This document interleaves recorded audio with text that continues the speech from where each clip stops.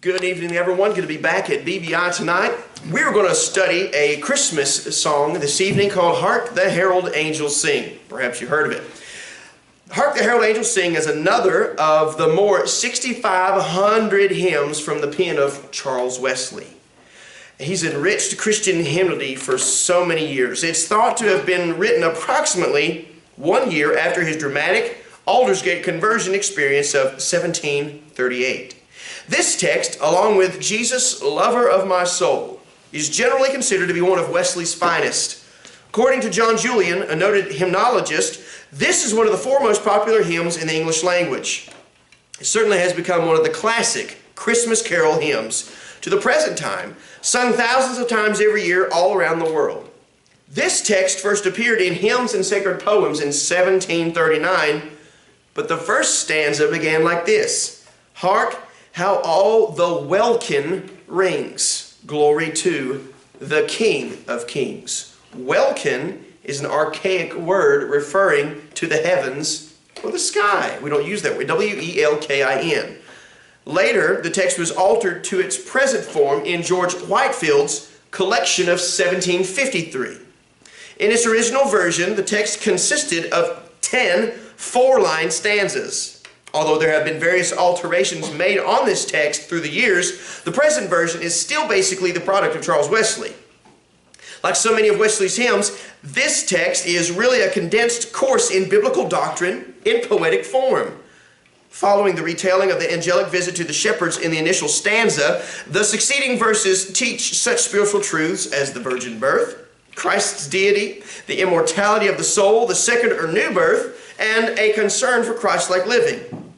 As the late Eric Roteley noted English hymnist, he observed in his book, Hymns and Human Life, saying, "These Wesley hymns were composed in order that men and women might sing their way not only into experience, but also into knowledge, that the cultured might have their culture baptized with the ignorant, and that they might be led into truth by the gentle hand of melody and rhyme."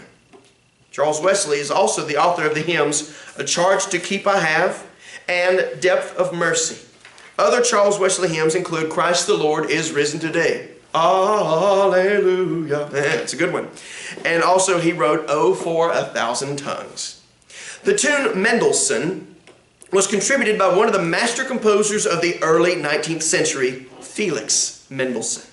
He was born into a Jewish Christian home on February the 3rd, 1809, in Hamburg, Germany, and died at Leipzig, Germany on November the 4th, 1847. Mendelssohn was a highly acclaimed boy prodigy, making his first public appearance as a pianist at the age of 9. Felix Mendelssohn was not only a noted performer and conductor, but also a prolific composer throughout his brief lifetime. His works included symphonies, chamber music, concertos, and as well as much organ, piano, and vocal music. His most popular work, still widely performed today, is the oratorio The Elijah, first performed in England on August 26, 1846. The Mendelssohn hymn tune was adapted from the composer's Festgesang, Opus 68, composed in 1840. This was a work that Mendelssohn wrote to commemorate the 400th anniversary of the invention of printing.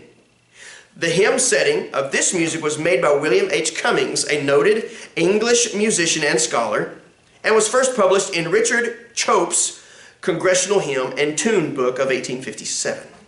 Although other tunes have been tried with Wesley's text, the Mendelssohn has become the recognized music for this carol hymn. Felix Mendelssohn is also the composer of the consolation tune used for Still, Still with Thee, and the Munich tune used for the hymn O Word of God Incarnate. It is interesting to note briefly the history of our Christmas carol hymns. The word carol is derived from the word carolla, not Corolla like the Toyota, but carolla, which means a ring dance. Carols then have long been thought of as an early form of sacred folk music, dating in time from the early Middle Ages. During this period, they seem to have been an integral part of the early mystery and miracle plays, which were widely used by the medieval church for teaching its religious dogmas. The carols were sung during these plays as an intermezzo between the various scenes, and much like the role of modern-day orchestra between the scenes of a drama production. Then in 1627, the English Puritan Parliament abolished the celebration of Christmas and all other, quote, worldly festivals. During the remainder of the 17th century and well into the 18th century, there was a scarcity of these folk-like carol hymns in England. Charles Wesley's Hark the Herald Angels Sing represents one of the relatively few important carol hymns to have been written during this time. So, Hark the Herald Angels Sing, great history. I bet you had no idea that someone as important as Felix Mendelssohn had a hand in its orchestration. So what we're going to talk about tonight, real quick, this is going to be a short lesson. We have dealt already with the 2-beat conductor's pattern, the 3-beat conductor's pattern, the 4-beat conductor's pattern, the 6-beat conductor's pattern, the 9-beat conductor's pattern, and the 12-beat conductor's pattern, okay? What we're going to do tonight is we are going to work on using our hands to maintain the tempo, but then we're going to utilize our left hand for a little bit more of control. This is how you would control dynamics, entrances, cutoffs, and things like that. For example, if you're in a song and you come into a note that it's going to be longer than two beats or more is my typical rule of thumb. You can do whatever you wish. If you do anything less than that, you'll be sticking out your hands for holds all the time. So be careful about overusing that. So in a song like page 176 in the church hymnal, I didn't get those passed out. Would you guys mind passing those out, please? 177 in the church hymnal, actually, is the song, Are You Washed in the Blood? Think about the chorus with me, where it goes, Are you washed in the blood, in the soul-cleansing blood of the Lamb? When we get to that chorus, because there's a repeating part, you want to make sure you keep beating the music as you go, but we would go, Are you washed in the blood, in the soul-cleansing blood of the Lamb? Are your garments spotless, are they white as snow? Are you washed in the blood of the Lamb? Okay? So you want to use your left hand and extend it palm up. And I have seen some people to kind of stick out their hand like that, and I do it like that sometimes too. Are you washed? Just to get people to know, don't quit singing. Hold it out as long as my hand is extended. Whatever you do, just let them know we need to make sure that we're paying attention and we are holding out on the notes as long as necessary.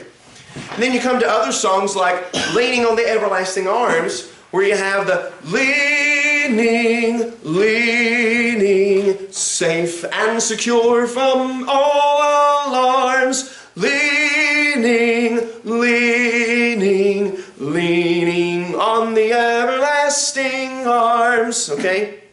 So whenever you come to these places throughout the song, the verses and the choruses, but especially in the choruses where you have some echoing going on between the harmony parts, you want to make sure that you stick out your hand to let everyone else know to hold it, because the majority of the people in the congregation are going to be singing along in the melody. You'll have your select few that are well versed enough in music and harmonization that will accompany and sing the appropriate parts, but go ahead and assume that everybody, just about everybody, is going to be singing the melody, because that's pretty typical, okay? So let's do that together. Turn to 177. Look with me in your book real quick. 177, Are You Washed in the Blood? And we're just going to go through it together. I'm going to let you conduct for us, so don't worry about playing. And I'm going to get us a key here, A flat. Da, da, da. That's where we're going to start. We're going to sing this a cappella, and we're going to lead it together. But when you see a note that is greater than a half note in this time signature, stick your arm out, your left arm, and let people hold on with you, okay? If you're not sure what to do, just watch me, and we'll go through it on the second verse, and you'll be a little more comfortable with it. You ready? Here we go. Now this is going to start on a downbeat or an upbeat. You got it. So ready? Here we go. Have you been to Jesus for the cleansing power? Are you washed in the blood of the Lamb? Are you fully trusting in His grace this hour? Are you washed in the blood of the Lamb? Are you washed in the blood, in the soul-cleansing blood of the Lamb? Are your garments spotless, are they white as snow? Are you washed in the blood of the Lamb? Very good. Now another thing you got to add into that is you got to remind people what verse you're getting into. Because they're looking to you for direction, you got to remind them, that was the first, we're going to the second. My biggest pet peeve, or one of my biggest pet peeves, I got a list if you haven't figured that out, but there is a great need for letting people know what verse you're doing, because some people do not let you know that you're skipping the third or the fourth and going straight to the fifth, and they just start singing and everybody's doing their own verse, and you're going, wait a minute, the guy that's leading didn't tell us what to do. It's his fault. We'll get him after service. Don't be that person. Make sure you let him know that we're doing the next verse, the next verse, and the next verse, okay? So make sure that you let people know what verse you're doing. So let's all do the second verse. You ready? Upbeat. Are you walking daily by the Savior's side? Are you washed in the blood of the Lamb? Do you rest each moment in the crucified? Are you washed in the blood of the Lamb? Are you washed in the blood, in the soul-cleansing blood of the Lamb?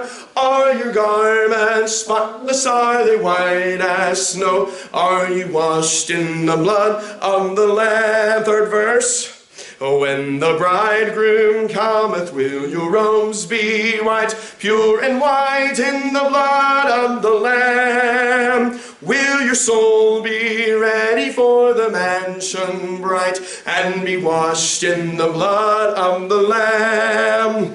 Are you washed in the blood, in the soul-cleansing blood of the Lamb? Are your garments spotless, are they white as snow? Are you washed in the blood of the Lamb? Fourth verse. Lay aside the garments that are stained with sin, and be washed in the blood of the Lamb.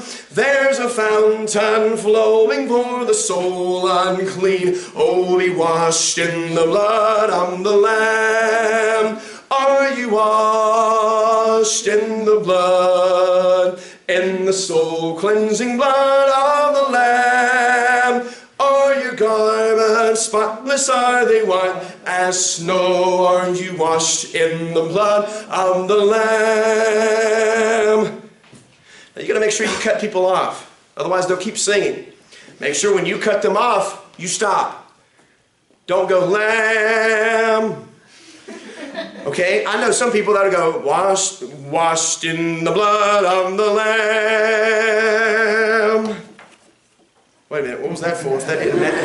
What was the point in that? Oh, there must have been a fly or a hair that was flying through the air. And then you'll have people that go, are you washed in the blood of the Lamb? What was that for? My goodness. Yeah, that's it. That's it. So make sure that you extend it out to an even hold, making sure everybody's paying attention and everybody cuts off together. Are you washed in the blood of the Lamb? That way everybody, and the musicians included, all cut off. And if in practice you notice that people are not cutting off, do it over until they all cut off together, including the musicians. If they do not let off their instruments and everybody end crisply together, do it again. There are two things to every song that will always be remembered. The quality of the start, the quality of the finish. Everything in between will kind of blur together. But then remember, if you're all kind of going, Jesus for the cleansing power, you know. And then they'll also know if everybody's going, are you washed in the blood of the Lamb? All over the place. And everybody's going, yeah. They'll notice that. So make sure that you hammer that home. We all cut off together. When I do this, I'm snuffing out the candle of your singing. Stop. If you don't stop, you're demonstrating contempt. That you're not following. It's insubordination. In other words, do it over. I'm leading the singing. We end when I say we end. And you keep hammering that home until people get the notion, I'm not singing a solo in the choir. That's not how it works, okay? All right, now turn with me in the church hymnal to song number 359. 359. We're going to do this one a cappella as well. Have mercy, that's a funny key to be in.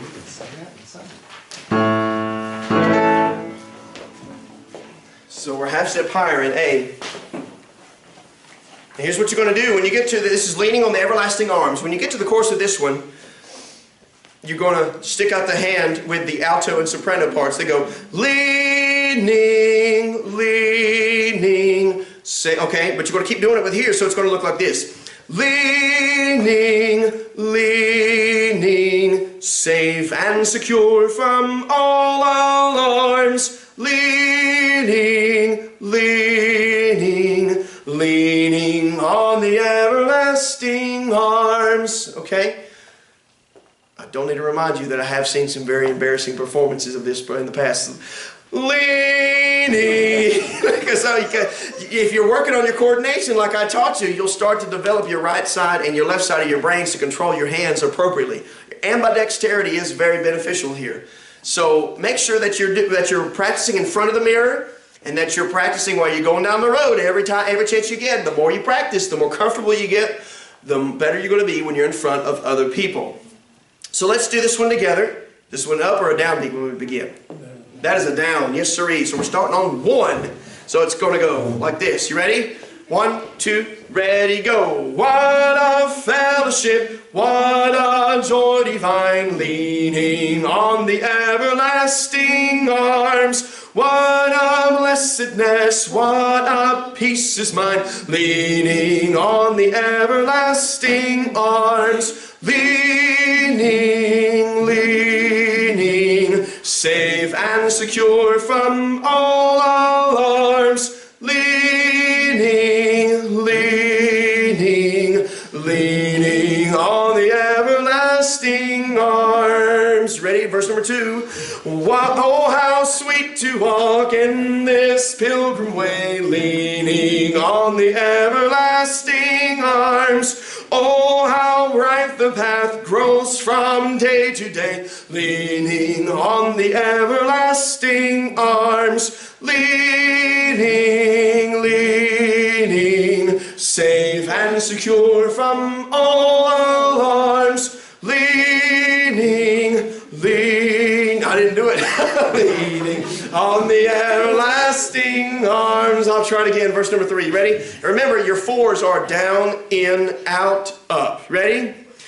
What have I to dread? What have I to fear? Leaning on the everlasting arms. I have blessed peace with my Lord so near. Leaning on the everlasting arms. Leaning, leaning, safe and secure from all alarms. Leaning, leaning, leaning on the everlasting arms. Yeah, forgive me. It's still a habit that you have to break. All right, so you get the gist of what I'm suggesting. So whenever there is a note that goes more than 2 beats, that's my rule of thumb. Extend your hand, let people know that you're going to be holding that out a little bit longer. Whenever you're cutting people off, make sure you give them a good snuff of the candle of their voice, like just snuff it out. And if you're ever in a song where there are specific parts that come in, you want to make sure that you turn to them, like if it's a song like I'm Glad I Got Lost, where the altos will go, to know that I need it, and everybody else is going to go, I needed to know, a love's butterfly. I'm glad I got lost so I could be saved one wonderful night. And everybody's on that wonderful night. You know, you have to just learn to point to the people that are singing and bringing them in, cutting them off, okay? It's just, that takes practice. And you'll know when it needs to be done. It'll just come to you, because it's just really, it's common sense. When you've got different parts that are being focused on, you need to make sure you focus on them. And if they're not singing, don't be worrying about them. But when they come in, you need to bring them in, because if you're going to be in control, you must be in control. So be the director, okay? So practice that, do it in front of the mirror, get comfortable with doing both hands together so that you know when to bring them in and cut them off. Some other things, little tidbits, would be that when you're conducting, the more rigid you do your beating pattern, the more rigid they're going to sing. If you really need focus where the tempo gets drugged down, don't be afraid to start clapping your hands, getting people's attention back, and then start, really hammering it home and getting people's attention. If you're real relaxed and just lackadaisical, or you're just using your hands and your wrists and that's all you're doing, expect people to sing that way. What have I to dread? What have I to fear? But if you want them to be more grandeur in the way they sing, what have I to dread? What have I to fear? You got to make sure that it's all relative to the way that you're conducting, because people respond to you and your gestures. It's not something that they have to be taught. It's human nature. We respond to the leader and to the actions of the leader. So practice that, and before you know it, you'll see a great difference in the way that you are conducting in your choir, okay? So we're going to end it right here, and we're going to spend some time practicing with each other here at the class. You at home or wherever you're at, go ahead and take some time, practice with the dog, the cat, or the alto that's nearest to you. So have a good evening. Merry Christmas to everybody. God bless you. We'll see you next time.